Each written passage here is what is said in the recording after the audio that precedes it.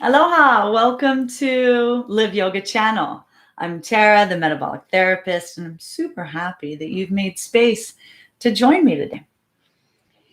How we like to do the Trust Your Gut Club is it's, free forum. Go ahead and as you show up, you can write questions, do my best to keep privacy and anonymity.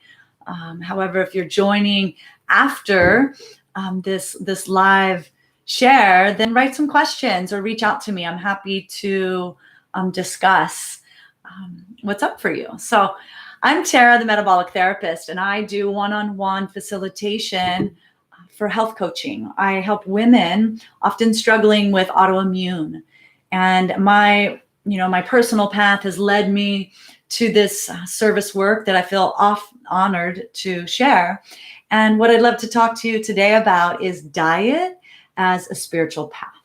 So a little bit about me. Back in 2000, I joined the vegetarian bandwagon because I believed that eating less meat would be better for the planet. And for the next 17 years, I went through my own journey around that. I became a vegan, and then I became a raw vegan. And I did this for several years where I wouldn't eat anything that was cooked over 118 degrees because I wanted its vital nutrients and life force. And then in about 2016, I started struggling with what I now understand to be malnutrition. I wasn't getting certain fats to my brain, and I was in a toxic relationship and was like a burnt out professional, and my body started expressing these things through my nervous system, and I had to make drastic changes. My doctor was saying I was either going to have to be put on medications for the rest of my life, or I was going to have to change my diet. And they introduced to me the ketogenic diet, but he said, "Oh, it's really hard. It's hard for people to stay on." And I said, "Doctor, I don't think you know me, but let me go ahead and give this a try." And it was a challenge because, like I'd mentioned, I hadn't had animal products in my body, so I figured for such a long time. So it was quite a journey to come to peace with that part and bring animal products back into my body. And I started with bone broth, and wow, like although at first I was like, oh my goodness, how could I do this? I prayed over the drink and honoring the life that was given for mine. And that in itself, like simply like pausing before we eat, can be connective. Like really, like how do we connect to our food and our food source? So much, nowadays is grab and go, convenience items, packaged. How many times have the ingredients been like processed and refined and heated and wrapped in plastics and heated again and, then taken in the plastics and then thrown in the fridge or the microwave, just all the things that warp our valuable nutrition and, keeps our body from receiving the vital nutrition. So as I began drinking bone broth, I remember feeling so relieved, like I felt so soothed. And even as I started eating meat again, as becoming a conscious carnivore, it was challenging. And I prayed. I prayed to my higher self. I gave honor to the farmers and the cattle and the truck drivers and the store merchants and the butchers. And when I take just a few moments before I eat to honor all of the hands that have brought the food to my plate, I feel connected. And something that I had learned, I don't discount all that I learned from my vegetarian experiences, because if anything, it strengthened my ability to practice elimination protocols, taking something out. And I learned so much. And I remember, when I would sit over a beautiful salad and it was vibrant straight from the garden, like I remember experiencing like the life force energy and feeling enlivened from that. And I too experience that now through animal foods. And, if anything, I'm even, I'm super conscious about where I source my food from. So I talk to the butchers, and I talk to the people at the farmers market, where did the animals come from? And they're able to tell me about the farmers and the types of food it was eaten, because, even factory farmed animals, they have a different taste to them, and connecting to their traumas is just being passed on to us. So I very much believe that not only we are what we eat, but we are what our food eats. So if we're saying, oh, hell no to grains and soy and wheat because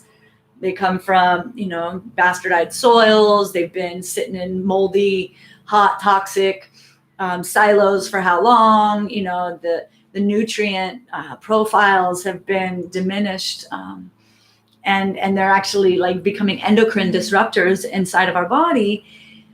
When I say no to that, but then if I say yes to some, random bacon that was fed that same corn, we are what our food eats. So I've come to be able to taste it or even feel it, the high vibration that comes from ethically sourced, well-treated animal foods. And so I am quite a stickler around grass-fed, grass-finished, talk to the farmer, ask questions. And I can't say that it's 100%, 100% of the time. I do my best. And in that, there is connection to my food, honoring the life that was given to nourish me. And another piece, especially along the vegan to conscious carnivore spiritual path that I'm on, and then I actually have naturally attracted a handful of clients that I do my one-on-one coaching work with, that they too have been like vegetarian or vegan for quite some time. And there's just something that's like, look, this may not be working for me. And people believe that they're doing it for ethical reasons, although it can get really confusing, especially around this term plant-based that came out a few years ago, and big farm and big pharma, Monsanto's, and, that are really pushing corn products and soy products that are actually like harmful to our insides, are now pushing this plant-based, and they're creating things, like the Impossible Burger that has over 151 chemicals inside of it, and they're selling it that at Burger King. Like, to me, it doesn't make sense, and it's not helping the carbon footprint. Factory farming, absolutely hell no. But same thing with monocrop farming and standardized farming that is making the soils and the farmer fat sick and unsatisfied. So diet is a spiritual path. What I love to do is express permission to explore, because each of us have our own.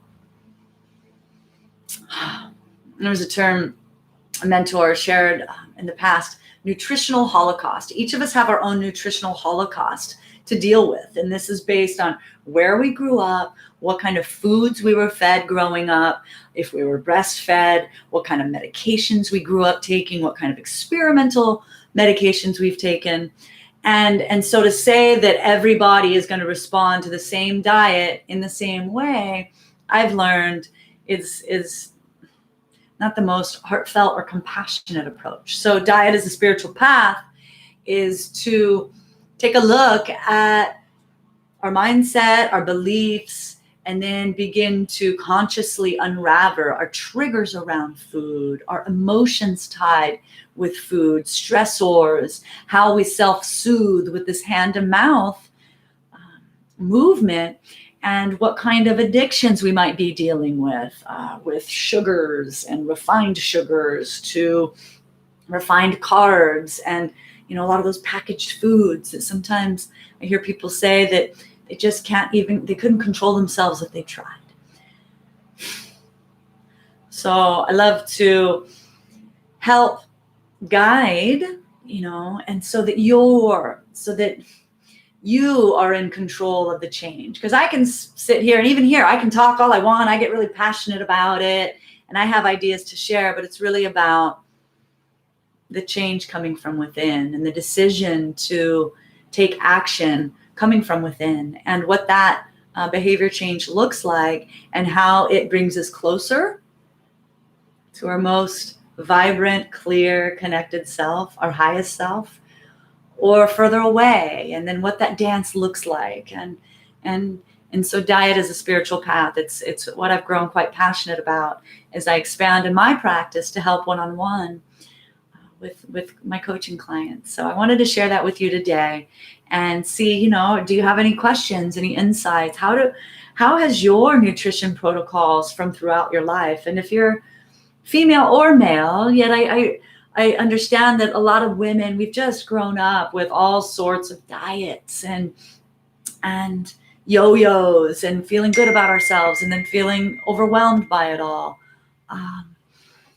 All of the things. So I wanted to extend that to you today.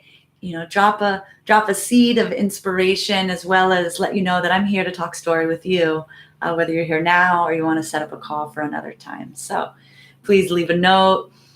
Let me know if you like this. Love it if you subscribe. We're growing our subscribership, and it'd mean the world if you subscribe. So have a beautiful day. A hui ho is what we say here in Hawaii, for until we chat again. Lots of aloha.